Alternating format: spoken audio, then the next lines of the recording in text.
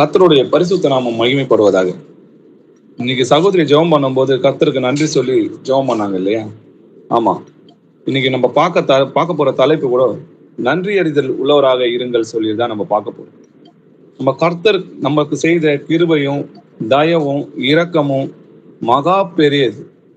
அதுக்கு நம்ம கடைசி வரைக்கும் மரண பரியந்தம் அவருக்கு நன்றி உள்ளவங்களா நம்ம இருக்கணும் இல்லையா? கொலேசியர் 3ஆம் அதிகாரம் 15வது வசனம் வாசிக்கலாம். தேவ சமாதானம் உங்கள் இருதயங்களில் ஆழக்கடவது. இதற்கென்றே நீங்கள் ஒரே சரீரமாக அழைக்கப்பட்டீர்கள். நன்றி அறிதல் உள்ளவர்களாயும் இருங்கள். ஆமென். ஆமென். நம்ம நன்றி உள்ளவங்களா இருக்கணும். கர்த்தருக்கு நம்ம நன்றி உள்ளவங்களா இருக்கணும். ஏன் நம்ம நன்றி உள்ளவங்களா இருக்கணும்? அவர் நமக்கு என்ன செய்தார் அப்படின்றத ஆராய்ச்சி பார்க்கலாமா? எபேசியர் 2ஆம் அதிகாரம் 1லிருந்து 5 வசனங்கள் வாசிக்கலாம். அக்கிரமங்களினாலும் பாவங்களினாலும் மரித்தவர்கள் இருந்த உங்களை உயிர்ப்பித்தார். அவைகளில் நீங்கள் முற்காலத்திலே இவ்வுலக வழக்கத்திற்கு ஏற்றபடியாகவும் கீழ்ப்படியாமையின் பிள்ளைகளிடத்தில் இப்பொழுது கிரியை செய்கிற ஆகாயத்து அதிகார பிரபுவாகிய ஆவிக்கு ஏற்றபடியாகவும் நடந்து கொண்டீர்கள். அவர்களுக்குள்ளே நாம் எல்லாரும் முற்காலத்திலே நமது மாம்ச இச்சையின்படியே நடந்து நமது மாம்சமும் மனசும் விரும்பினவைகளை செய்து சுவாபத்தினாலே மற்றவர்களைப் போல கோபாக்கினையின் பிள்ளைகளாய் இருந்தோம். தேவனோ இரக்கத்தில் ஐஸ்வர்யம் உள்ளவராய் நம்மில் அன்பு கூர்ந்து தம்முடைய மிகுந்த அன்பினாலே அக்கிரமங்களில் மரித்தவர்களாய் இருந்த நம்மை கிறிஸ்துவுடனே கூட உயிர்ப்பித்தார். கிருபையினாலே ரட்சிக்கப்பட்டீர்கள். ஆமென். ஆமென். நம்ம முற்காலத்துல எப்படி இருந்தோமா? அக்கிரமங்களிலும் பாவங்களிலும் மரித்திருந்த உங்களை உயிர்ப்பித்தார்.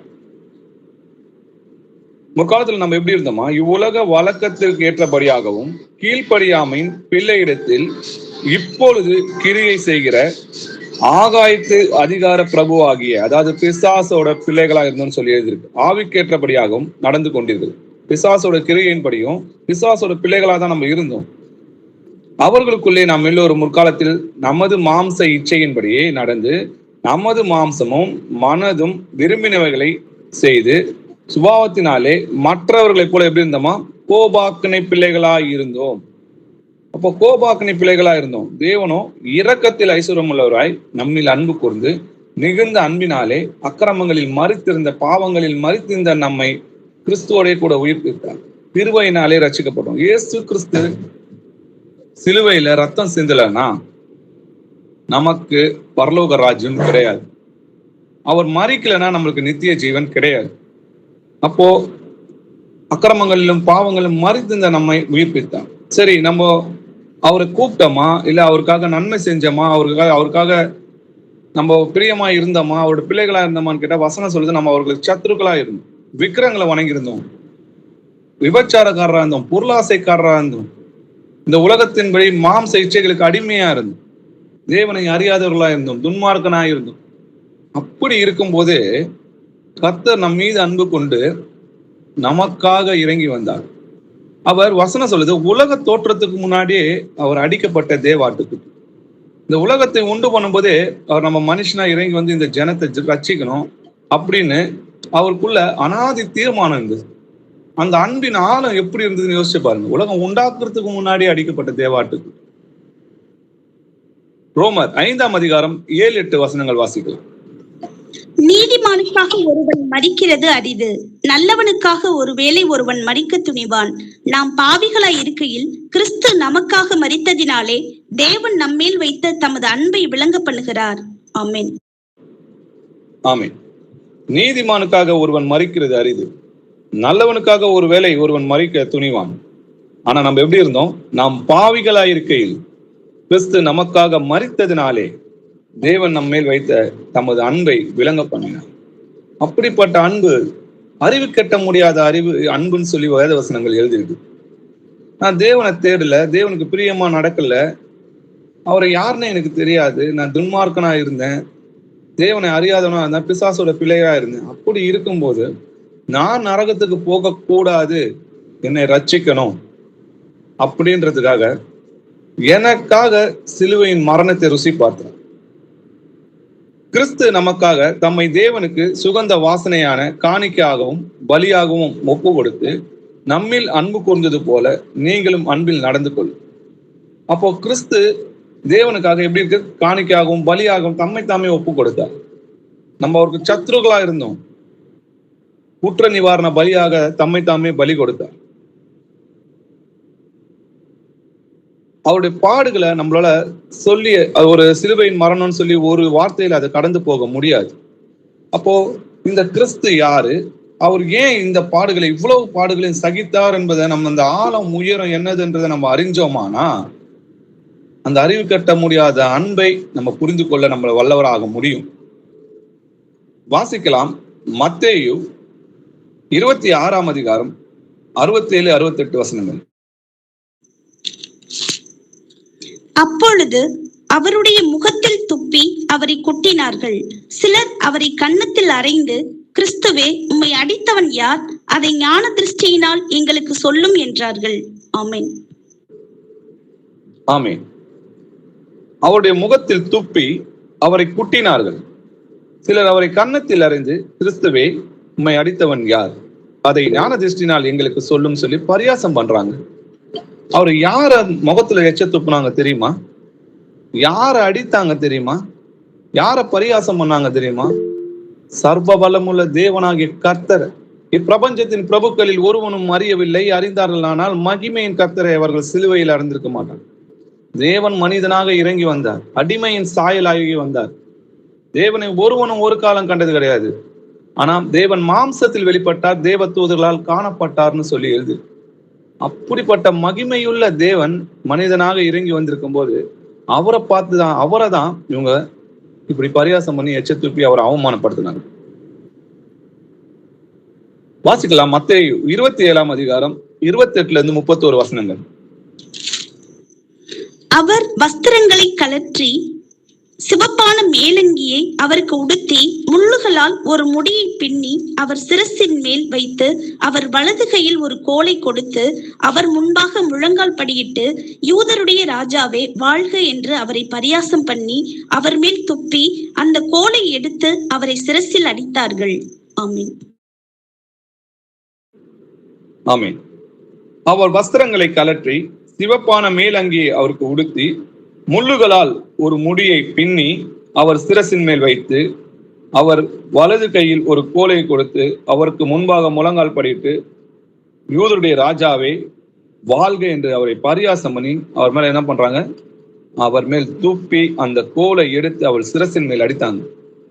அந்த முள்ளுகள் அவருடைய தலையில இறங்கிட்டு, அந்த முள்ளு அந்த தலையில இறங்குறதுனால அந்த ரத்தம் வடிஞ்சு முகம் எல்லாம் எப்படி அந்தகாரப்பட்டு இருக்கிறதுன்னு சொல்லி எழுதி.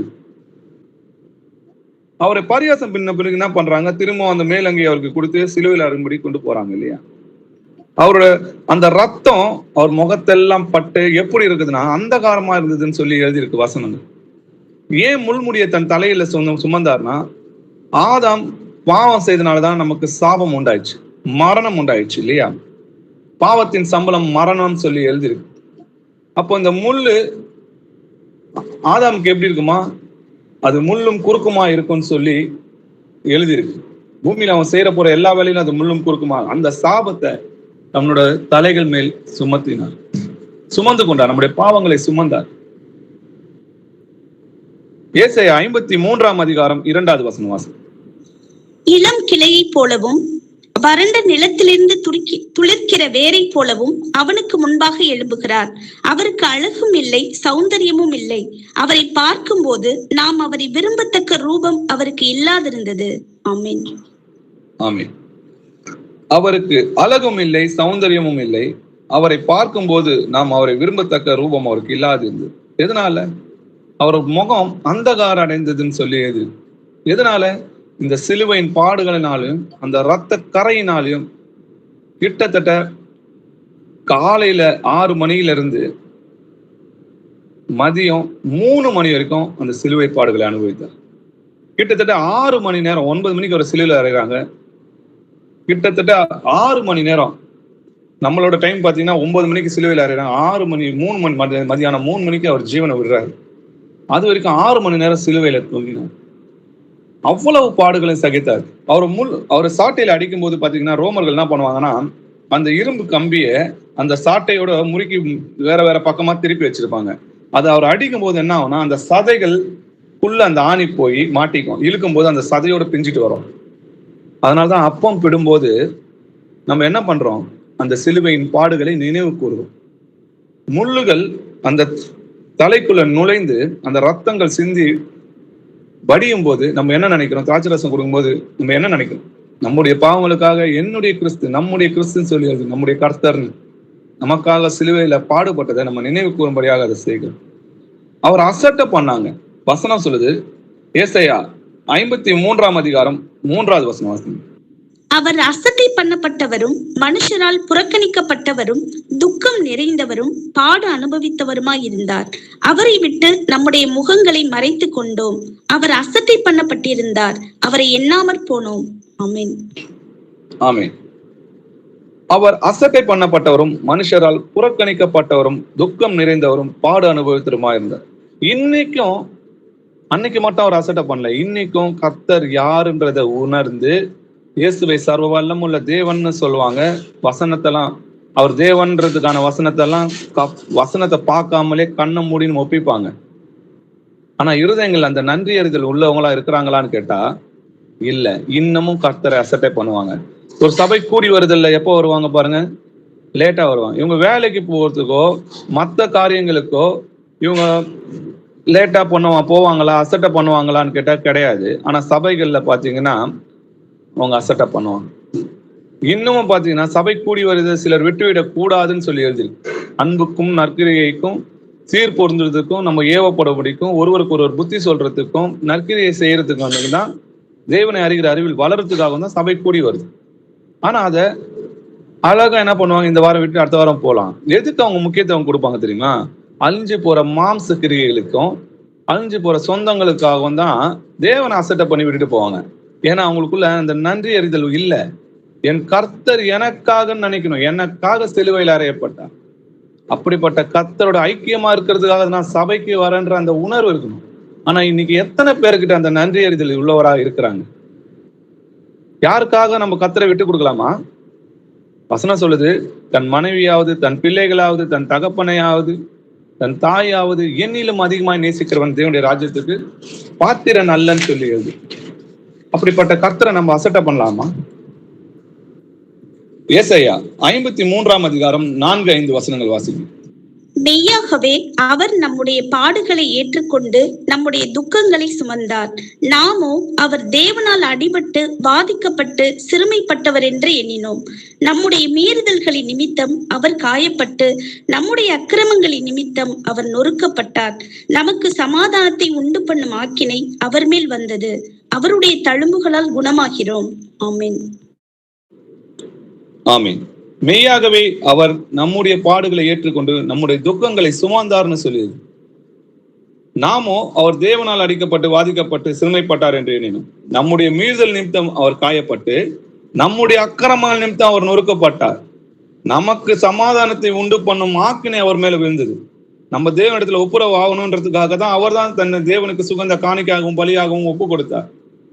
அவருடைய தழும்புகளால் நாம் குணமாகிறோம். இதுதான் பேதுருல எழுதியிருக்கு. நாம் பாவங்களுக்கு செத்து நீதிக்கு பிழைத்திருக்கும்படிக்கு அவர் தாமே தமது சரீரத்திலே நம்முடைய பாவங்களை சிலுவையின் மேல் சுமந்தார்.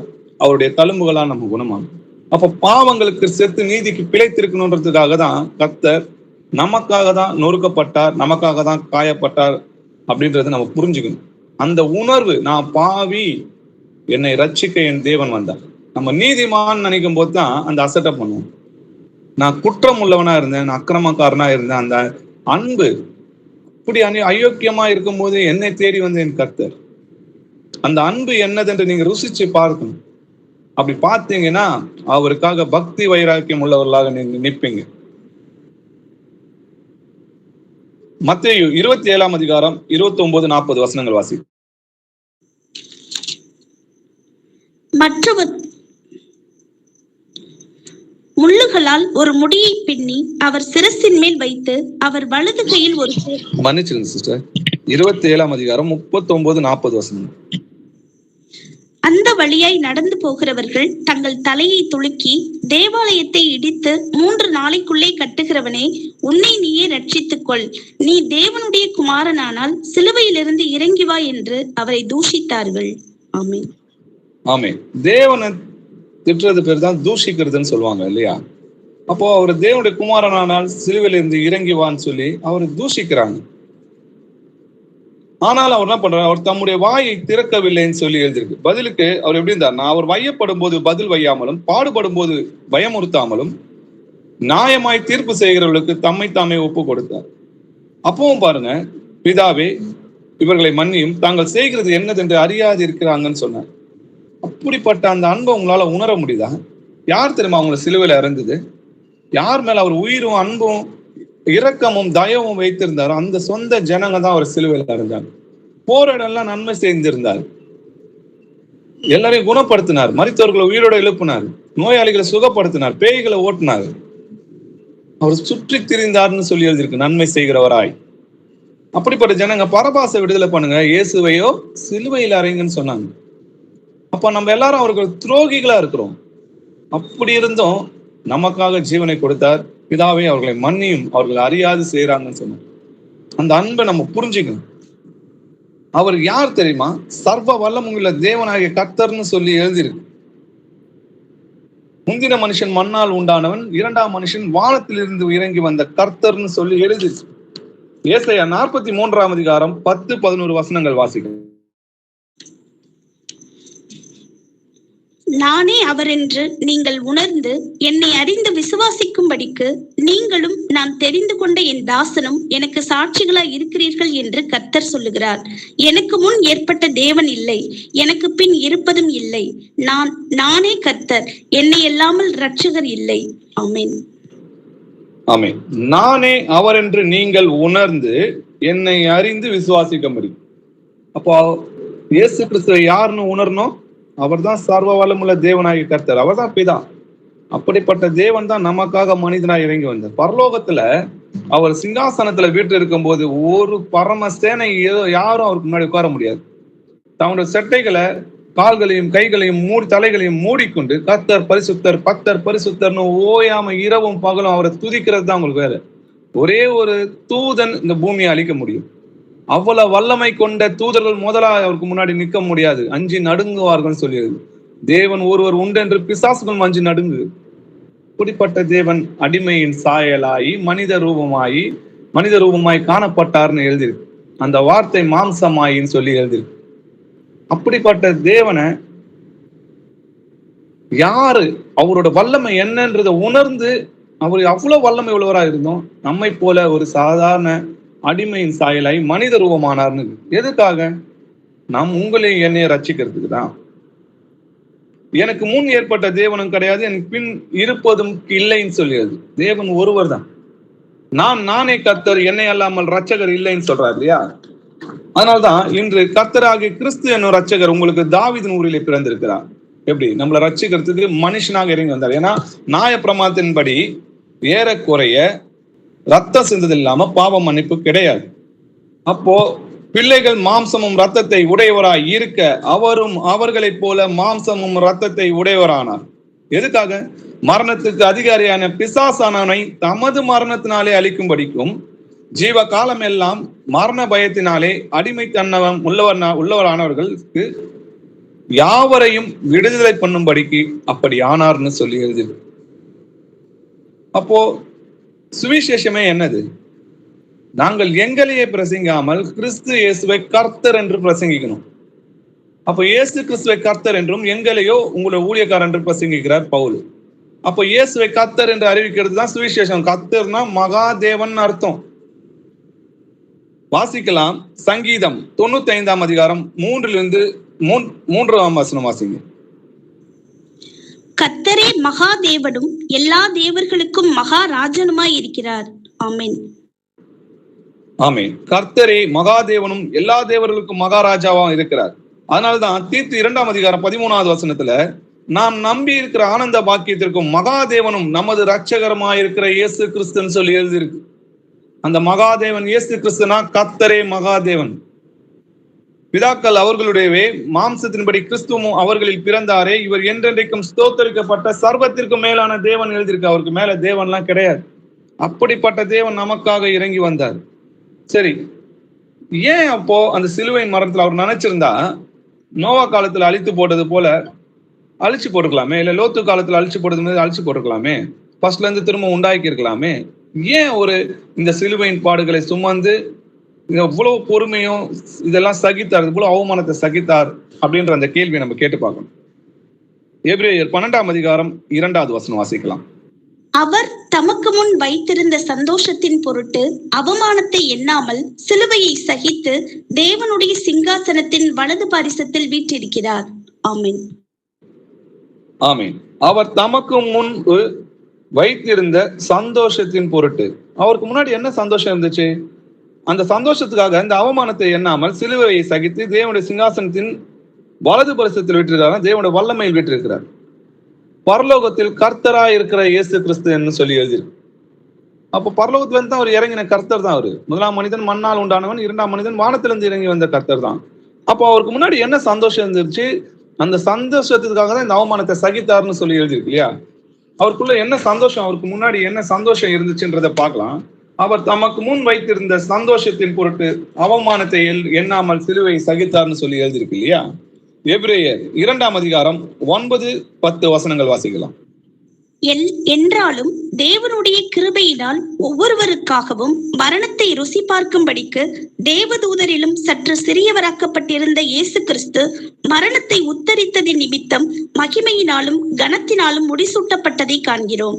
ஏனென்றால் தமக்காகவும் தம்மாலேயும் சகலத்தையும் உண்டாக்கினவர் அநேகம் பிள்ளைகளை மகிமையில் கொண்டு வந்த சேர்க்கையில் அவர்களுடைய ரட்சிப்பின் அதிபதியை உபத்திரவங்களினாலே பூரணப்படுத்துகிறது அவருக்கு ஏற்றதா இருந்தது. ஆமென். ஆமென். அப்போ பிள்ளைகளை மகிமையில் கொண்டு வந்து சேர்க்கை, நம்மள பரலோக ராஜ்யத்துல கொண்டு வந்து சேர்க்கணும்.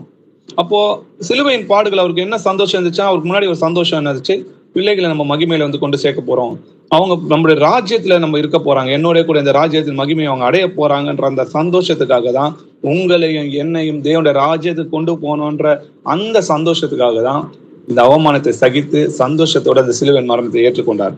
இதை உலக தோற்றத்துக்கு முன்னாடியே அவர் குறிக்கப்பட்டார். மாம்சத்திலே பலவீனமா இருந்த நியாயப்பிரமாணம் செய்யக்கூடாததுன்னு சொல்லி இருக்கு. அப்போ நியாயப்பிரமாணம் எதை செய்யக்கூடல? ரட்சிக்க முடியல. தேவனை செய்யும்படிக்கு தம்முடைய குமாரனை பாவத்தின் சாயலாகவும் பாவத்தை போக்கும் பலியாகவும் அனுப்பி மாம்சத்திலே பாவத்தை ஆக்கினைக்குள்ளாக தீர்த்தார். அப்போ தேவன் குமாரனாய் வந்து நம்மளை ரட்சித்தார். தேவனே செய்யும்படின்னு சொல்லி எழுதியிருக்கு. அவருடைய கிருபையின் ஐஸ்வர்யத்தின்படியே அவருடைய ரத்தத்தினாலே பாவ மன்னிப்பாகிய மீட்பு நமக்கு உண்டாயிருக்கு. ஆவியா இருக்கிற தேவன் நமக்காக ரத்தம் சிந்தனா பிள்ளைகள் மாம்சமும் ரத்தத்தை உடையவராக இருக்க அவரும் மாம்சத்துல மனிதனாக பிறக்கணும். அப்படி தேவன் மாம்சத்தில் வெளிப்பட்டு நம்மை ரட்சித்தார். 1 தீமோத்தேயு 3ஆம் அதிகாரம் 16வது வசனம் படிச்சீங்கன்னா உங்களுக்கு தெரியும். அப்படிப்பட்ட அந்த தேவன் நமக்காக மனிதனாக இறங்கி வந்து நம்மளை ரட்சித்தார். அப்படிப்பட்ட அந்த அன்பின் ஆழம், உயரம், அகலம், நீளம் என்னதென்று நம்ம புரிஞ்சுக்கணும் இல்லையா? எபேசியர் 3ஆம் அதிகாரம் 18-19 வசனங்கள் வாசிக்கும்.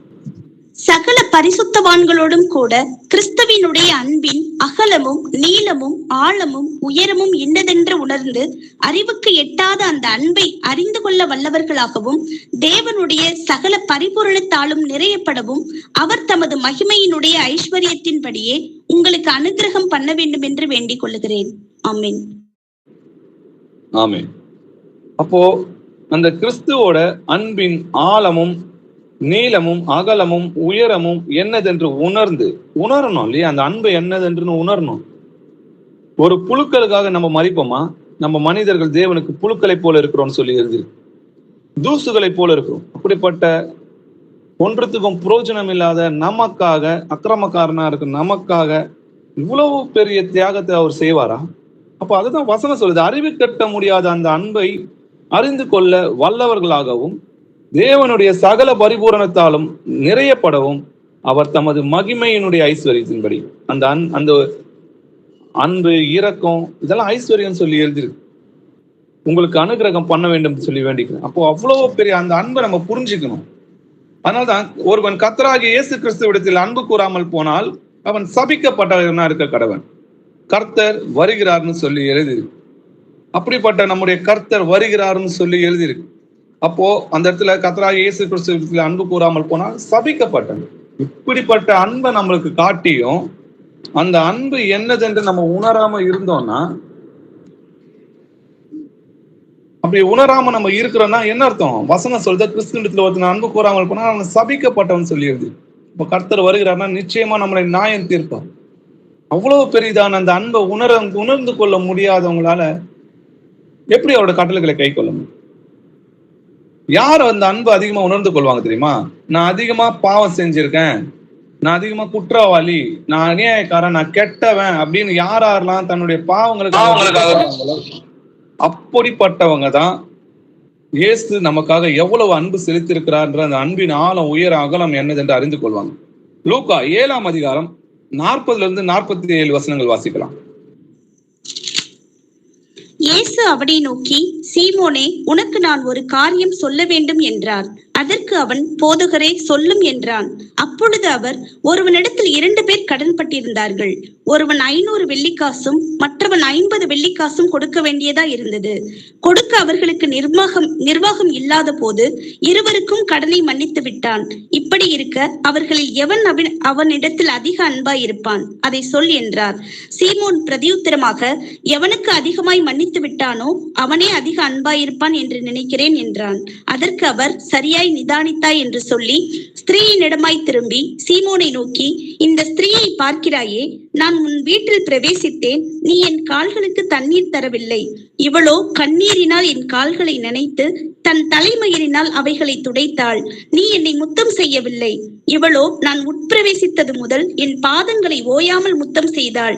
நீ என் தலையில் எண்ணெய் பூசவில்லை. இவளோ என் பாதங்களில் பரிமள தைலம் பூசினாள். ஆதலால் நான் உனக்கு சொல்லுகிறேன், இவள் செய்த அநேக பாவங்கள் மன்னிக்கப்பட்டது, இவள் மிகவும் அன்பு கூர்ந்தாளே. எவனுக்கு கொஞ்சம் மன்னிக்கப்படுகிறதோ அவன் கொஞ்சமாய் அன்பு கூறுவான் என்று சொல்லி, ஆமேன். ஆமேன். ஆண்டவர் உவமையை கேட்கிறார் இல்லையா? ஒரு கேள்வி மாதிரி கேட்கிறார். சீமோனே, ஒருத்தங்கிட்ட 500 வெள்ளிக்காசும் மற்றவங்க கிட்ட 50 வெள்ளிக்காசும் கொடுக்க வேண்டியதா இருந்தது.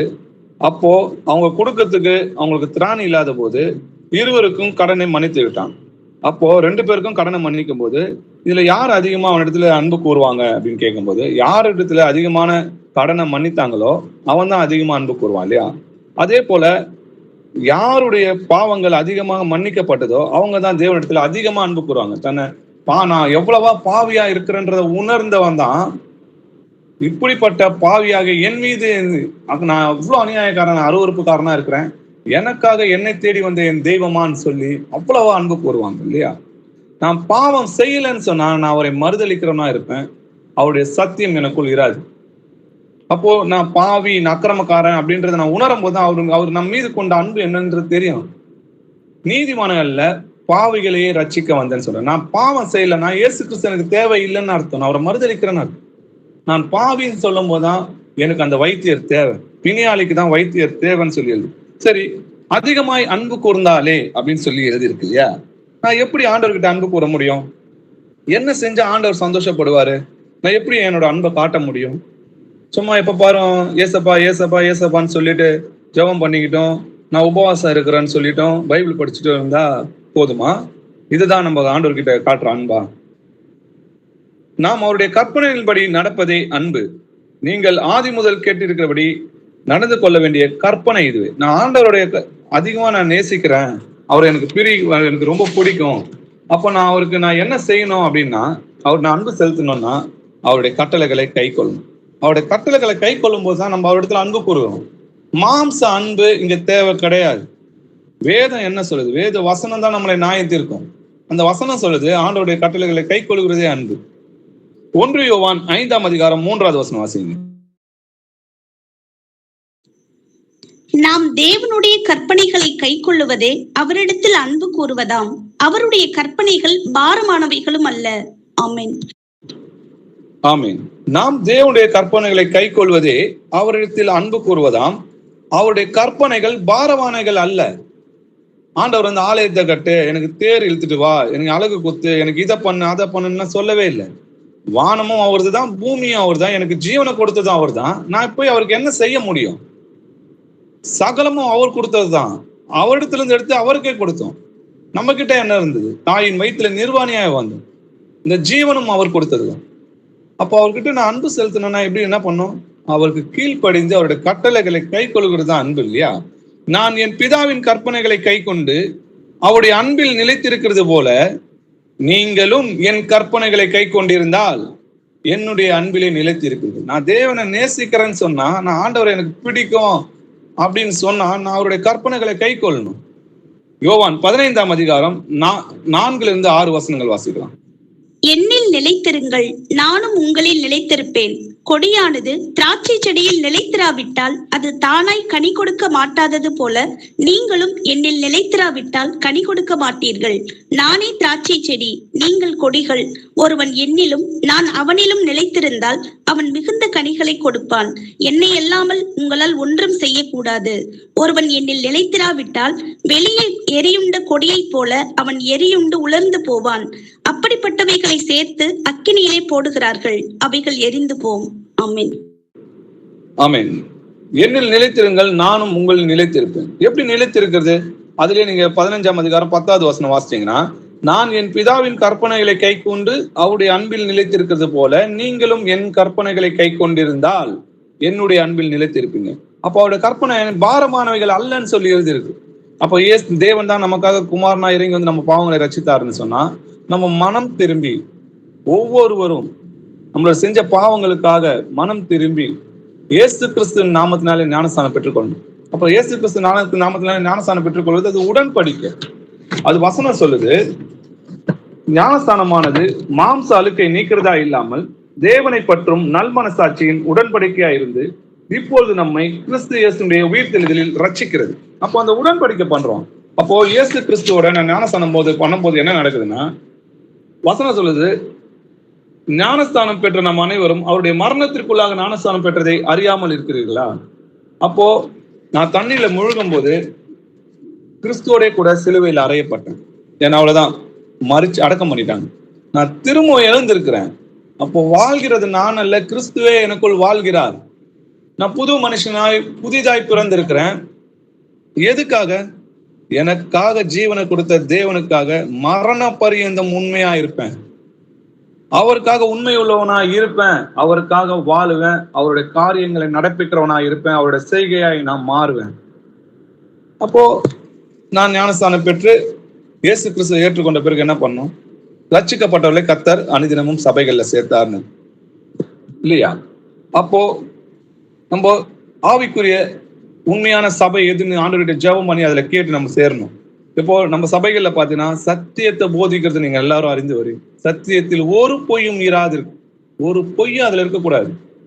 கொஞ்சம் புளித்த மாவு எல்லாவற்றையும் புளிப்புள்ளதாக்கும். ஒன்காடு சொல்லுவாங்க, ஆனா தசம் காணிக்குவாங்க. ஒன்காடு சொல்லுவாங்க, ரகசிய வருகை இருக்கு. இப்படி ஏதேனும் ஒரு வஞ்சகத்தை பிசாசு வஞ்சிக்கிற சபையில போகக்கூடாது. அங்க கர்த்தருக்காக உண்மையா ஓடுற சகோதர சகோதரிகள் இருக்கிறாங்களா? தேவனுக்காக வைராக்கியமா இருக்கிற பிள்ளைகள் இருக்கிறாங்களா? இல்ல மாயமான ஆராதனையிலையும் பாட்டு பாடுறதுலயும் இல்ல உபவாசத்திலையும் இல்ல நீண்ட நேரம் ஜெபம் பண்றதுலயும் இந்த மாதிரி கட்டிட சபைகள்ல மாயக்காரரை போல இருக்கிறாங்களான்றதை நீங்களே ஆராய்ந்து பார்க்கணும். அவங்க எப்படி இருக்காங்க? கர்த்தருடைய கட்டளைகளை கீழ்ப்படுகிறவங்க, தேவனுக்கு தன்னைத்தானே தாழ்த்தி தேவனுக்கு முன்பாக தன்னிலும் எல்லோரும் மேன்மையா இருக்கிறாங்க என்றாங்களா? ஒருவருக்கு ஒருவர் எப்படி கனம் பண்றாங்களா? தேவனுடைய வசனங்கள்ல எல்லாவற்றிலும் அவங்க கீழ்ப்படிந்திருக்கிறாங்களா என்றதை சோதித்தறிஞ்சு பாருங்க. 1 கொரிந்தியர் 1ஆம் அதிகாரம் 9வது வசனம் வாசிங்க. தம்முடைய குமாரனும் நம்முடைய கர்த்தருமாய் இருக்கிற இயேசு கிறிஸ்துவுடனே ஐக்கியமாய் இருப்பதற்கு உங்களை அழைத்த தேவன் உண்மையுள்ளவர். ஆமென். ஆமீன். அப்போ நம்ம சபை ஐக்கியம் இல்லாம, தேவனுடைய சபை ஐக்கியம் இல்லாம அவருடைய கட்டளைகளை நம்ம கை கொண்டு அவருக்குள்ள நிலைத்திருக்க முடியாது.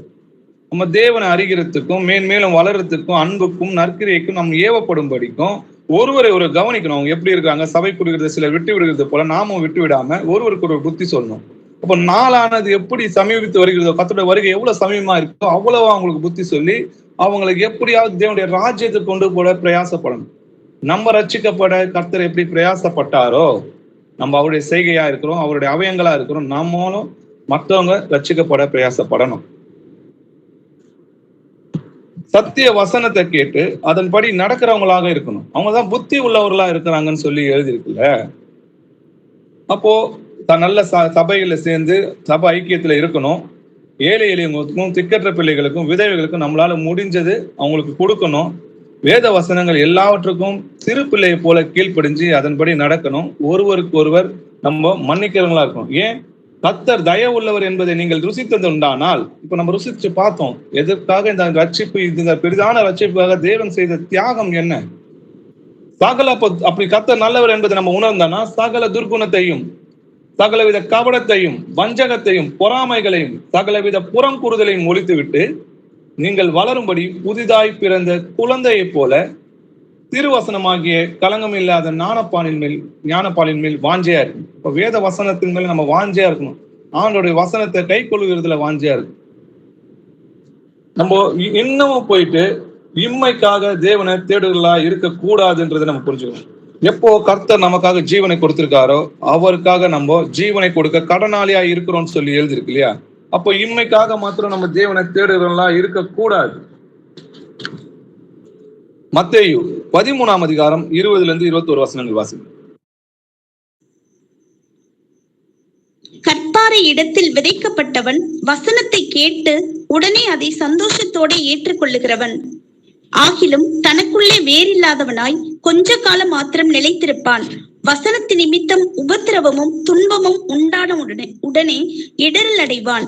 முள்ளுள்ள இடங்களில் விதைக்கப்பட்டவன் வசனத்தை கேட்கிறவனாய் இருந்தும் உலக கவலையும் ஐஸ்வர்யத்தின் மயக்கமும் வசனத்தை நெருக்கி போடுகிறதினால் அவனும் பலனற்று போவான். நல்ல நிலத்தில்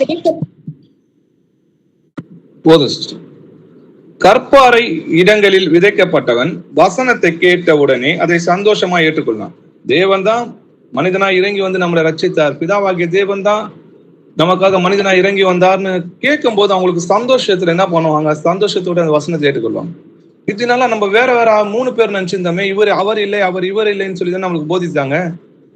அப்போ பிதாவாகிய தேவன் தான் நமக்காக இறங்கி வந்ததான்ற அந்த அன்பை அதை விதைக்கும் போது சந்தோஷத்தோட அவங்க ஏற்றுக்கொள்றாங்க. அந்த வசனங்கள்லாம் கூட அவங்களுக்கு மனப்பாடமா சொல்ல தெரியும்.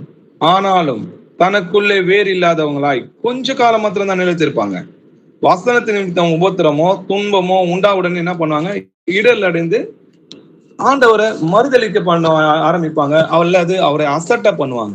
அவங்க முக்கியத்துவத்தை யார் கொடுப்பாங்கன்னா அழியக்கூடிய பொருட்களுக்கு கொடுப்பாங்களே தவிர என்றென்றைக்கு நமக்காக ஜீவனை கொடுத்த நம்முடைய கர்த்தரை அசட்டை பண்ணுவாங்க. முள்ளுள்ள இடங்களில் விதைக்கப்பட்டவங்க அப்படிதான். வசனத்தை கேட்கலாக இருந்தும் உலக கவலைகளும் ஐஸ்வர்யத்தின் மயக்கமும் வசனத்தை நெருக்கி போடுகிறதுனால் அவங்களும் என்ன பண்ணுவாங்க? பலனற்று போவாங்க. இன்னைக்கு ஒரு ஃபங்க்ஷன் இருக்கட்டும், சபை கூடுதலை விட்டுருவாங்க. யாராவது ஒருத்தவங்க தெரிஞ்சவங்க வரான்னு இருக்கட்டும், சபை கூடுதலை விட்டுருவாங்க. யாருக்காக அசட்டை பண்றீங்க? நம்முடைய கர்த்தர் யாருன்னு தெரியும் இல்லையா? சர்வ வல்லமுள்ள தேவன் சொல்லி எழுது. அவர் தன்னை அசட்டை பண்ணுகளை விட மாட்டார்னு சொல்லி எழுதிருக்கு. அசட்டைக்காரர்களே பிரமித்து அழிந்து போங்கன்னு சொல்லி வசனம் எழுதிருக்கு. கர்த்தர் நிச்சயமா நம்மை நியாயம் தீர்ப்பார். அதனாலதான் வசனம் சொல்றது, கர்த்தரிடத்தில் ஒருவன் அன்பு கூறாமல் போனால் அவன் சபிக்கப்பட்டவன், நம்முடைய கர்த்தர் வருகிறார்னு சொல்லி எழுதிருக்கு. இன்னைக்கு கூட சபைகள்ல ஆண்டவரை பத்தியும் ஆண்டவரோட வசனங்களை பத்தியும் போதிக்கும் போது அவங்க இருதயம் எங்கத்தமா இருக்கு? பொருளாசையை பத்தி இருக்கு.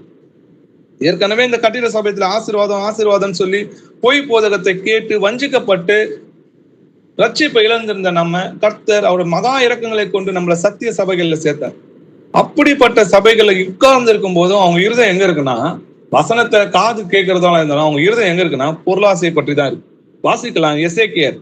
எசேக்கியேல் 33ஆம் அதிகாரம் 31வது வசனம். ஜனங்கள் கூடி வருகிற வழக்கத்தின்படி உன்னிடத்தில் வந்து உனக்கு முன்பாக என் ஜனங்கள் போல் உட்கார்ந்து உன் வார்த்தைகளை கேட்கிறார்கள். ஆனாலும் அவர்கள் அவைகளின்படி செய்கிறதில்லை. அவர்கள் தங்கள் வாயினாலே இன்பமாய் பேசுகிறார்கள், அவர்கள் இருதயமோ பொருளாசையை பின்பற்றி போகிறது. ஆமென். ஆமென். ஜனங்கள் கூடி வருகிற வழக்கத்தின்படி என்ன பண்றாங்க? சபைகளை வந்து உட்கார்றாங்க இல்லையா? ஆண்டவர் சொல்ற, உன் வார்த்தைகளை கேட்கிறார்கள், ஆனாலும் அவர்கள் அவைகளின்படி செய்கிறது இல்லை. புத்தியுள்ள மனுஷனை யாருக்கு ஒப்பிடுகிறார்னா, எவன் ஆண்டவருடைய கட்டளைகளை கேட்டு அதன்படி செய்கிறவனே அவனே புத்தி உள்ளவன். ஆண்டவருடைய கட்டளைகளை கேட்டு அதன்படி செய்ய அதன் புத்தி இல்லாதவனுக்கு ஒப்பிடுவன் சொல்றாரு. அவர்கள் தங்கள் வாயினால் இன்பமாய் பேசுறாங்க, அவர்கள் இருதயமோ பொருளாசை பின்பற்றி போகிறதுன்னு சொல்லி எழுதிருக்கு. பொருளாசை குறித்து எச்சரிக்கையாயிருங்கள், ஏனெனில் ஒருவனுக்கு எவ்வளவு திரளான ஆஸ்தி இருந்தாலும் அது அவனுக்கு ஜீவன் அல்லன்னு சொல்லி எழுந்திருக்கு. அப்போ மனுஷன் உலகம் முழுவதும் ஆதாயப்படுத்தி கொண்டாலும் தன் ஜீவனை நஷ்டப்படுத்தினா அவனுக்கு என்ன லாபம் இருக்கு? எது முக்கியம்? அப்போ நம்ம எப்படி இருக்கணும்? இந்த பூமியில ஒரு நாடோடி போல இருக்கிறோம். நாளைக்கு இன்னைக்கு படுத்தா நாளைக்கு எழுந்து போமான்னு நிச்சயம் இல்லாத வாழ்க்கையில நம்ம இருக்கிறோம். அப்போ ஆண்டவர் வந்து நம்ம கிட்ட கணக்கு கேட்பாருன்னு சொல்லி எழுதி இருக்குது. திரும்பி வந்து நான் கணக்கு கேட்பேன்னு சொல்றாரு. அப்போ சுவிசேஷத்தை நம்ம அறிவிச்சோமா? ஆண்டவருக்காக ஏழை எளியவங்களுக்கு திக்கற்ற பிள்ளைக்கும் நம்மளால எதனா செஞ்சோமா? ஆண்டவருக்காக என்ன செஞ்சேன்? எனக்காக ஜீவனை கொடுத்த கர்த்தருக்காக நன்றி அறிதல் உள்ளவராக இருங்கன்னு சொல்லி எழுதியிருக்கேன். நான் என்ன செஞ்சேன் அப்படின்றத நாமே கேட்டு பார்க்கணும். என் குடும்பத்துக்காக ஓடுறேன்னா, என் பிள்ளைங்களுக்காக ஓடுறேன்னா, எனக்காக ஓடிட்டே இருக்கேன்னா, அப்போ எனக்காக ஜீவனை கொடுத்த கர்த்தருக்காக அந்த வாரம் ஞாயிற்றுக்கிழமை ஒரு நாள் இல்லையா, அதே உங்களை கூட்டி சேர்க்கறது ரொம்ப கடினமான காரியமா இருக்கு. இந்த அளவுக்கு தான் எங்களோட அன்பு இருக்குது. அசட்டைக்காரங்க. அப்போ போதுன்ற மனதுடைய கூடிய தேவ பக்தி மிகுந்த ஆதாயம் சொல்லியிருக்கு. நம்மளுக்கு இது போதும், இந்த சம்பளம் போதும், ஒரு 8 மணி நேரம் வேலை போதும், இதுக்கு மேல நான் வேலை செய்ய மாட்டேன், என் குடும்பத்துக்கு இது போதும், மீதி ஆண்டவருக்காக என்ன செய்யலாம், கர்த்தருக்காக நம்மளால என்ன செய்ய முடியும்? இந்த ஞாயிற்றுக்கிழமை முடிஞ்ச பிறகு மீதி இருக்கிற 6 நாள்ல நம்ம ஹாஸ்பிட்டல் ஊழியம் போலாம், தர்ம காரியங்கள் சகாயம் செய்யலாம், எவ்வளவு ஆசிரமங்கள்ல போய் குழந்தைகளை பார்க்கலாம், வயதானவங்களை பார்க்கலாம், அவங்களுக்கு சுவிசேஷம் சொல்லலாம், அவங்களுக்காக ஜெபம் பண்ணலாம், வீடு தட்டி சுவிசேஷம் சொல்லலாம். ஆனா நம்ம செய்யறோமா? சிந்திச்சு பாருங்க. கர்த்தர் அதை விரும்புகிறார், கர்த்தரை நேசிக்கிறது. ஆனா இதை செய்யலாம், ஆனா நம்ம செய்யறோமா? கலாத்தியர் 6ஆம் அதிகாரம் 14வது வசனம் வாசிங்க. நானும் நம்முடைய கர்த்தராகிய இயேசு கிறிஸ்துவின் சிலுவையை குறித்தே அல்லாமல் வேறொன்றையும் குறித்து மேன்மை பாராட்டாதிருப்பேனாக. அவரால் உலகம் எனக்கு சிலுவையில் அறையுண்டிருக்கிறது, நானும் உலகத்திற்கு சிலுவையில் அறையுண்டிருக்கிறேன். ஆமென். பவுல் சொல்றத நல்லா கவனிச்சு பாருங்க. நம்முடைய கர்த்தராகிய இயேசு கிறிஸ்துவின் சிலுவை குறித்து அல்லாமல் வேறொன்றையும் குறித்து மேன்மை பாராட்டாதிருப்பனாக. அந்த தியாகத்துக்கும் அந்த அன்புக்கும் முன்னாடி நம்ம எதை போய் அது மேன்மை பாராட்ட முடியும்? அவருக்கு முன்னாடி வேற எதுவுமே பெருசு கிடையாது. அவர் தான் எனக்கு பெரியவர், அவர் தான் எனக்கு எப்பவுமே, அவர் தான் என்னுடைய ராஜா, அவர் தான் என்னுடைய கர்த்தர், நம்முடைய கர்த்தர்னு சொல்லியிருக்கு. ஆனா நான் எப்பவுமே என்னுடைய கர்த்தர்னு சொல்லி, அவர் நம்முடைய கர்த்தர், நமக்காக ஜீவனை கொடுத்தார். அப்படிப்பட்ட கர்த்தருக்கு முன்னாடி இந்த உலகம் எனக்கு சிலுவையில் அறையப்பட்டிருக்கிறது, நானும் உலகத்துக்கு சிலுவையில் அறையப்பட்டு இருக்கிறேன்னு சொல்லியது. அப்ப நான் அந்த உலகத்துக்கு நான் மறிச்சிட்டு இருக்கேனே, நான் கிறிஸ்துவுக்காக தானே பிழைத்து இருக்கிறேன். நான் திரும்ப உலகத்துக்காகவே ஓடணும்னா என்ன இருக்குது? இம்மைக்கு மாத்திரம் நான் தேவன் மீது நம்பிக்கை உள்ளவளா இருந்தேன்னு வைங்களேன், நம்மை போல பரிதவிக்கப்பட்டவங்க யாருமே கிடையாதுன்னு சொல்லியது. கிறிஸ்துவனுடையவர்கள் தங்கள் மாம்சத்தையும் அதன் ஆசை இச்சைகளும் சிலுவையில் அறைந்திருக்கிறார்கள் சொல்லி எழுதியிருக்கு. அப்படி இருக்கும்போது நம்ம உலகத்துக்கு சிலுவையில் அறையப்பட்டிருக்கிறோம் சொல்லி எழுதியிருக்கு. 1 கொரிந்தியர் 15ஆம் அதிகாரம் 19வது வசனம் வாசிக்கலாம்.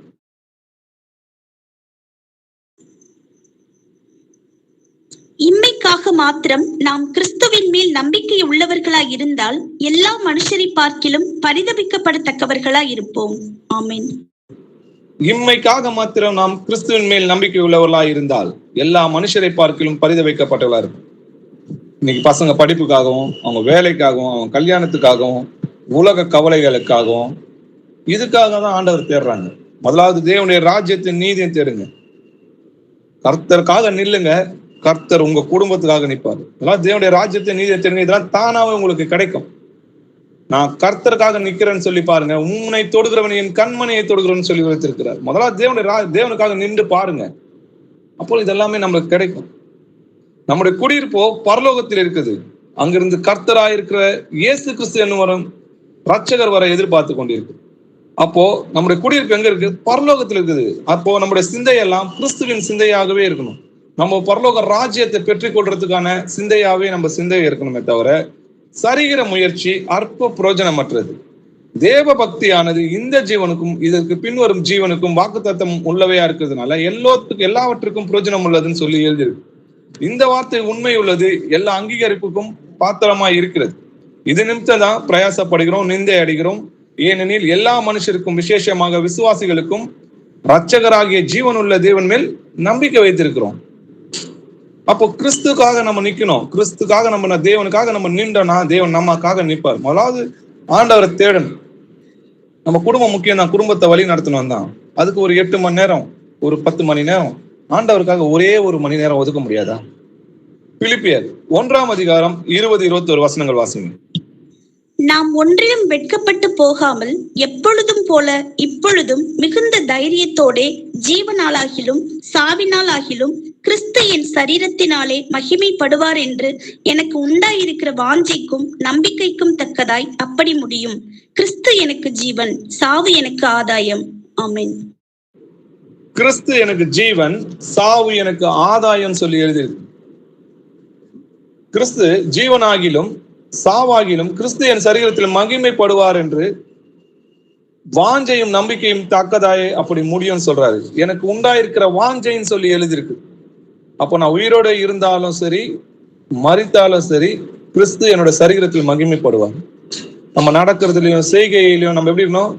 நீங்கள் பூமிக்கு விளக்கா இருக்கிறீர்கள், நீங்க பூமிக்கு உப்பா இருக்கிறீர்கள். அப்போ அந்த பிரகாசத்தின் ஒளியினால இன்னொருத்தன் பிரகாசிக்கணும்.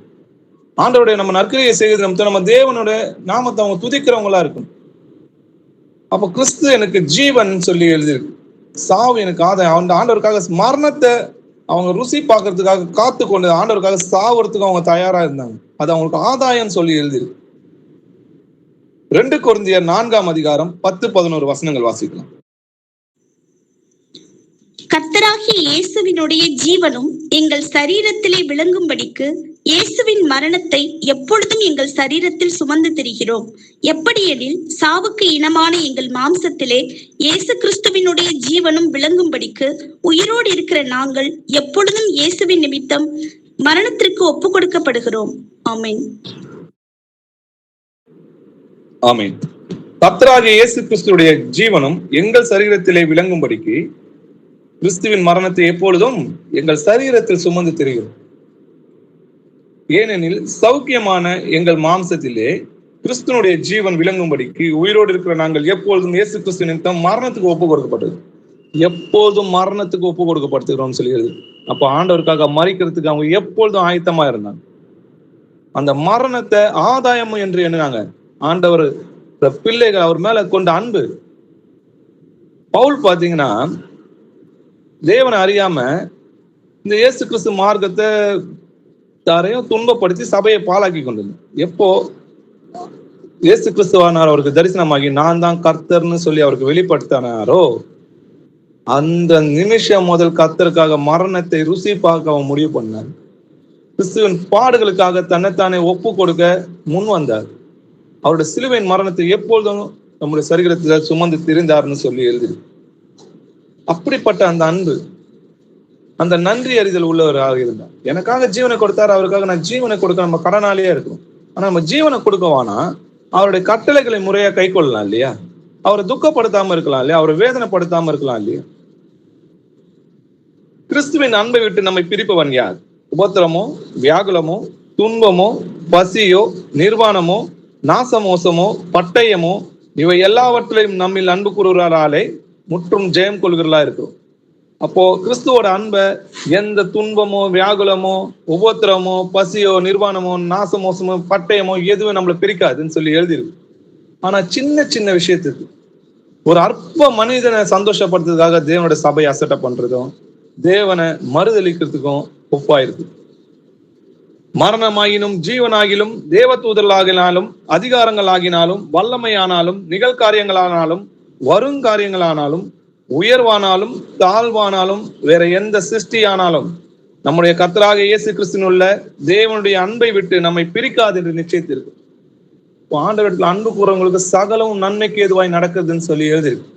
எதுவா எந்தனா நடக்கட்டும், கர்த்தரோட அன்பை விட்டு என்னை பிரிக்க முடியாது. என் ஜீவனை என்னை விட்டு போனாலும் கர்த்தர் உயிரோடு எழுப்ப வல்லவரா இருக்கிறார் என்று உறுதியாய் அவருக்குள்ள நிற்கணும். நம்ம நிச்சயம் இல்லாத ஓடேன். பவுல் சொல்றதை பாருங்க, நான் நிச்சயம் இல்லாத ஓடேன், ஆகாயத்தில் அடிக்கிறனாக சிலம்பம் பண்ணேன்னு சொல்லிடுது. அப்போ ஒரு குறிக்கோள் இல்லாம, ஒரு இலக்கு இல்லாம அவன் ஓடல. அவனுக்கு நிச்சய ஜீவன் இருக்குன்னு அவனுக்கு தெரியும். ஆகாயத்துல எதுவுமே இல்லாம அவன் சிலம்பம் அடிக்கல. அவனுக்கு ஒரு இலக்கு இருக்கு. என்ன? அது நித்திய ஜீவன். அதை நோக்கிதான் அவன் போறான் இல்லையா? அதனால்தான் கிறிஸ்து இயேசுக்குள் தேவன் அழைத்த பரம அழைப்பின் பந்தய பொருளுக்காக இலக்கை நோக்கி தொடர்கிறேன்னு சொல்லி எழுதிருக்கு. அதே போராட்டத்தை தான் நம்ம ஓடணும். நல்ல போராட்டத்தை போராடணும், ஓட்டத்தை முடிக்கணும், விசுவாசத்தை காத்து கொண்டேன்னு சொல்ல மாதிரி நம்மளும் என்ன பண்ணோம், நல்ல போராட்டத்தை போராடி ஓட்டத்தை முடித்து விசுவாசத்தை காத்து கொண்டேன்னு சொல்லி பவுலை போல நம்ம நிற்கணும். அப்படி நம்ம நின்றோம்னா நீதியின் கிரீடம் நமக்காக வைக்கப்பட்டது. அது நமக்கும் அவருக்கு மட்டும் கிடையாது, அவருக்காக காத்து கொண்டு நம்ம எல்லோருக்காகவும் அது கிடைக்கும். அப்போ நம்ம என்ன பண்ணணும்? சுவிசேஷம் அறிவிக்கணும், சபை கூடி வருது விட்டுறக்கூடாது. ஆண்டவர் தான் முதல்ல, இயேசு கிறிஸ்து தான் அவர் நன்றி அறிதல் உள்ளவரா இருக்கணும், அவருக்காக பக்தி வைராக்கியமா இருக்கணும். நற்கிரியை செய்யறதுக்காக நம்மள பக்தி வைராக்கியம் உள்ளவரை சுதந்து கொண்டார்னு சொல்லி எழுதிருக்கு. தீத்து 2ஆம் அதிகாரம் 14வது வசனம் வாசிங்க. அவர் நம்மை சகல அக்கிரமங்களினின்று மீட்டுக் கொண்டு தமக்குரிய சொந்த ஜனங்களாகவும் நற்கிரியைகளை செய்ய பக்தி வைராக்கியம் உள்ளவர்களாகவும் நம்மை சுத்திகரிக்கும்படி நமக்காக தம்மை தாமே ஒப்பு கொடுத்தார். ஆமென். எதுக்காக நம்மளை மீட்டு கொண்டாரா? அவர் நம்மை சகல அக்கிரமங்களில் நின்று மீட்டுக் கொண்டு தமக்குரிய சொந்த ஜனங்களாகவும் நற்கிரியை செய்ய, வசனம் எழுதிருக்கு, நற்கிரியை செய்ய பக்தி வைராக்கியம் உள்ளவர்களாகவும் நம்மை சுத்திகரிக்கும்படி தமக்காகவே தம்மை தாமே ஒப்பு கொடுத்தார். அப்ப நமக்காக தம்மை தாமே ஒப்பு கொடுத்தார்னு எழுதியிருக்கு. நற்கிரியை செய்ய பக்தி வைராக்கியம் உள்ளவங்களா இருக்கணுமா? பக்தி வைராக்கியம்னா எப்படி இருக்கணும்? நம்மளோட சிந்தை செயல் எல்லாமே அதுலதான் இருக்கணும். அப்போ நன்றி அறிதல் உள்ள அந்த உணர்வு உள்ள இருதயம் இருந்தாதான் நம்ம பக்தி வைராக்கியமா இருப்போம். அன்றியும் நன்மை செய்யவும் தான தர்மமும் பண்ண மறவாதிருங்கள், இப்படிப்பட்ட பலியின் மேல் தேவன் பிரியமா இருக்கிறார். ஆண்டவர் பிரியமா இருக்கிறாராம். இப்படி செய்யறதுனால என் ஜீவனை கொடுத்து என் கர்த்தரை என்னால பிரியப்படுத்த முடியும். எப்போ? திக்கற்ற பிள்ளைகளுக்கும் ஏழைகளையும் நம்ம விசாரிக்கும் போது என் கர்த்தர் பிரியப்படுவார்னு சொல்லி எழுதி. யாக்கோப்பு 1ஆம் அதிகாரம் 27வது வசனம் வாசிக்கலாம். திக்கற்ற பிள்ளைகளும் விதவைகளும் படுகிற உபத்திரவத்திலே அவர்களை விசாரிக்கிறதும் உலகத்தால் கரைபடாதபடிக்கு தன்னை காத்து கொள்ளுகிறதுமே பிதாவாகிய தேவனுக்கு முன்பாக மாசில்லாத சுத்தமான பக்தியா இருக்கிறது. ஆமென். ஆமென். ஆண்டவர் மேல உங்களோட பக்தியை காட்டணும்னா எப்ப பாரு ஏசப்பா ஏசப்பான்னு சொல்லி வாய்கள்னால சும்மா ஒரு நாமத்தை சொல்றதுனால எந்த பிரச்சனையும் இல்லை. கத்தாவே கத்தாவேன்னு சொல்லி கூப்பிடுறவங்களாம் தேவனுடைய ராஜ்யத்துல பிரவேசிக்க முடியாது. என் பிதாவின் சித்தத்தின்படி செய்கிறவனே தேவனுடைய ராஜ்யத்துல பிரவேசிக்க முடியும். அப்போ அவருடைய கற்பனைகளை கை கொள்கிறதே அவரிடத்துல அன்பு கூறுவதான். அப்போ நம்மள மாசு இல்லாத சுத்தமான பக்தி என்னன்னு கேட்டீங்கன்னா, திக்கற்ற பிள்ளைகளுக்கும் விதவைகளும் படுகிற உபத்திரத்திலே அவளை விசாரிக்கிறதும் உலகத்தால் கரைப்படாதபடிக்கு தன்னை காத்து கொள்கிறதுமே பிதாவாகிய தேவனுக்கு முன்பாக மாசு இல்லாத சுத்தமான பக்தியா இருக்கிறதுன்னு சொல்லி எழுது. அப்போ நம்ம ஏழைகளுக்கும் திக்கற்ற பிள்ளைகளுக்கும் நம்ம உதவி செய்யணும். அப்போ அதனால தேவனை நம்ம மகிமைப்படுத்துறோம் இல்லையா? எபிரேயர் 10ஆம் அதிகாரம் 34 36 வசனங்கள் வரைக்கும் வாசிங்க. நான் கட்டப்பட்டிருக்கையில் நீங்கள் என்னை குறித்து பரிதபித்ததுமன்றி பரலோகத்தில் அதிக மேன்மையும் நிலையுள்ளதுமான சுதந்திரம் உங்களுக்கு உண்டென்று அறிந்து உங்கள் ஆஸ்திகளையும் சந்தோஷமாய் கொள்ளையிட கொடுத்தீர்கள். ஆகையால் மிகுந்த பலனுக்கு ஏதுவான உங்கள் தைரியத்தை விட்டுவிடாதிருங்கள். நீங்கள் தேவனுடைய சித்தத்தின்படி செய்து வாக்குத்தத்தம் பண்ணப்பட்டதை பெறும்படிக்கு பொறுமை உங்களுக்கு வேண்டியதா இருக்கிறது. ஆமென். ஆமென். நான் கட்டப்பட்டிருக்கையில் நீங்கள் என்னை குறித்து பரிதபித்ததும் அன்றி பரலோகத்தில், வசனம் பாருங்க, பரலோகத்தில் அதிகமான மேன்மையும் நிலையுள்ளதுமான சுதந்திரம் உண்டென்று அறிந்து உங்கள் ஆஸ்திகளை சந்தோஷமாக கொள்ளையடிக்க கொடுத்தீர்கள். அதனால மிகுந்த பலனுக்கேற்றவான உங்கள் தைரியத்தை விட்டு விடாதீர்கள். நீங்கள் தேவனுடைய சித்தத்தின்படி செய்து வாக்குத்தத்தம் பண்ணப்பட்டதை பெறும்படிக்கு பொறுமை உங்களுக்கு வேண்டியதா இருக்கு. என்ன வாக்குத்தத்தம்? நித்திய ஜீவனை கொடுப்பேன்னு சொன்னதே அவர் நமக்கு கொடுத்த வாக்குத்தத்தம். உங்களுக்கு உள்ளவைகளை விற்று பிச்சை கொடுங்கள், பழமை போகாத பணப்பையையும் குறையாத பொக்கிஷத்தையும் பரலோகத்திலே உங்களுக்கு சம்பாதித்து வையுங்கள். அங்கே திருடன் அணுகிறதும் இல்லை, பூச்சி கெடுக்கிறதும் இல்லை. அவர் நிறைய உண்மை சொல்றாரு. ஒரு நிலத்துல புதைத்திருக்கிற பொக்கிஷங்களுக்கு ஒப்பா இருக்குதான். அவன் என்ன பண்ணுவானா, அந்த பொக்கிஷங்களுக்காக அந்த நிலத்தை அதிக விலை கொடுத்து வாங்குவான். ஏன்னா அதுக்குள்ள பொக்கிஷன். அதே போலதான் பரலோக ராஜ்யம் ஒரு பொக்கிஷம். அதை நம்ம வாங்கினோம்னா நம்மளுக்கு உண்டானவர்களை விற்று ஏழை எளியவங்களுக்கும் திக்கற்ற பிள்ளைங்களுக்கும் நம்மளால முடிஞ்சது அவங்களுக்கு உதவி செய்யணும். அவனவன் விசனத்தமாகவும் கட்டாயமாகவும் கிடையாது, மன விருப்பத்தின் படின்னு சொல்லி எழுது. அவங்களுக்கு ஆண்டவர் என்ன திராணி கொடுத்திருக்கிறாரோ அதன்படி நீங்க செய்ய கடவுள். வசனம் சொல்லி பாருங்க, லூக்கா 14ஆம் அதிகாரம் 12 14 வசனங்கள் வாசிங்க. அன்றியும் அவர் தம்மை விருந்துக்கு அழைத்தவனை நோக்கி, நீ பகல் விருந்தாவது ரா விருந்தாவது பண்ணும்போது உன் சிநேகிதரையாகிலும் உன் சகோதரரையாகிலும் உன் பந்து ஜனங்களையாகிலும் ஐஸ்வர்யமுள்ள அயலகத்தாரையாகிலும் அழைக்க வேண்டாம். அழைத்தால் அவர்களும் உன்னை அழைப்பார்கள். அப்பொழுது உனக்கு பதிலுக்கு பதில் செய்ததாகும். நீ விருந்து பண்ணும்போது ஏழைகளையும் ஊனரையும் சப்பானிகளையும் குருடரையும் அழைப்பாயாக. அப்பொழுது நீ பாக்கியவானாய் இருப்பாய். அவர்கள் உனக்கு பதில் செய்ய மாட்டார்கள். நீதிமான்களின் உயிர்த்தெழுதலில் உனக்கு பதில் செய்யப்படும் என்றார். ஆமீன். ஆமீன். நம்ம விருந்துக்கு அழைக்கும் போது நம்ம என்ன பண்ணோம்? பகல் விருந்தாவது ரா விருந்தாவது பண்ணும்போது சிநேகிதனையும் நம்ம வீட்டுல பக்கத்துல இருக்கிற சொந்தக்காரங்களையும் வசதியானவங்களையும் பிரியமானவங்களையும் எல்லாரையும் கூப்பிட்டு வரவழைச்சு நம்ம விருந்து பண்ணோம்னா பதிலுக்கு அவங்க என்ன பண்ண, அவங்க வீட்டுல விருந்து இருக்கும்போது நம்மளை கூப்பிடுவாங்க, பதிலுக்கு பதில் செய்யப்படும் இல்லையா? ஆனா ஏழைகளையும் திக்கற்ற பிள்ளைகளையும் ஊனரையும் சப்பானிகளையும் குருடரையும் நம்ம அழைக்கணுமா? அப்போது அவங்க வந்து விருந்துல கலந்துப்பாங்க. அப்போ நம்ம பாக்கியவனா இருப்போமா? ஏன்னா அவர்கள் நம்ம உனக்கு பதில் செய்ய மாட்டாங்க, நம்மளுக்கு அவங்க திரும்ப பதில் செய்ய மாட்டாங்க. ஆனா நீதிமானின் உயிர்த்தெழுதல நமக்கு பதில் செய்யப்படும் சொல்லியிருக்கு. அப்போ கர்த்தராகிய இயேசு கிறிஸ்து சொல்றாரு, என்னோட கூட அவனுடைய கிரியை ஏத்த பலன் என்னோட கூட வருகிறதுன்னு சொல்லி எழுதிருக்கு இல்லையா? அப்போ நம்ம லூக்கால உக்கிரக்காரனோட ஓமையை நம்ம பார்க்கும்போது பாத்தீங்கன்னா, நான் உங்களுக்கு சொல்லுகிறேன், நீங்கள் மாளும் போது உங்களை நித்தியமான வீடுகளில் ஏற்றுக்கொள்வார் உண்டாகும்படி அநீதியான உலக பொருட்களால் உங்களுக்கு சிநேகிதரை சம்பாதிங்க. அப்போ நீங்கள் மாளும் போதுனா நீங்கள் மறிக்கும் போது உங்களை நித்திய ஜீவன்ல பரலோக ராஜ்யத்துல ஏற்றுக்கொள்ளும்படிக்கு அநீதியான அழிஞ்சு போற அநீதியான இந்த உலக பொருட்களை கொண்டு திக்கற்ற பிள்ளைகளுக்கும் ஏழைகளுக்கும் விதவைகளுக்கும் நம்ம கொடுத்து என்ன பண்ணோமா? அழியாத பொக்கிஷங்களை நம்ம பெற்றுக்கொள்ளணும். வசனம் சொல்லுது, மத்தேயு 25:31 வசனம் என்ன சொல்லுதுன்னா, அன்றைய மனுஷகுமாரர் தமது மகிமை பொருந்தினராய் தம்முடைய சிங்காசனத்தில் வீற்றிருப்பார். அப்போ அவர் சிங்காசனத்துல வந்து வீட்டு இருக்கும் போது என்ன சொல்றாரு? செம்மறியாடு தமது வலது பக்கத்திலும் வெள்ளாட தமது இடது பக்கத்துல நிறுத்துறாரு இல்லையா? அப்போ அது ராஜா என்ன பண்றாரு? வலது பக்கத்துல நிற்கிறத பார்த்து, வாருங்கள் என் பிதாவினால் ஆசீர்வதிக்கப்பட்டவர்களே, உலகம் உண்டானது முதல் உங்களுக்காக ஆயத்தம் பண்ணப்பட்டிருக்கிற ராஜ்யத்தை சுதந்திரித்துக் கொள்ளுங்கள். பசியா இருந்தேன், எனக்கு போஜனம் கொடுத்தீங்க.